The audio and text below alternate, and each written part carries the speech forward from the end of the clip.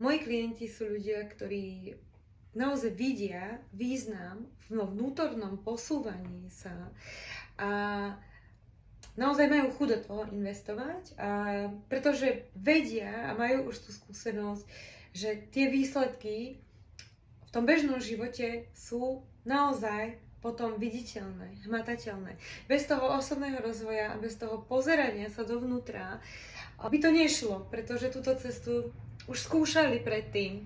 Videli, aká je to strastiplná dlhodobá cesta a vždy narážali na nejaké limity zvonku.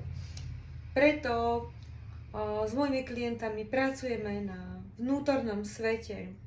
Používame na to sebareflexiu, teda ochotu pozerať sa dovnútra a možno aj to priznať si, že nie vždy viem odpoveď na svoje otázky.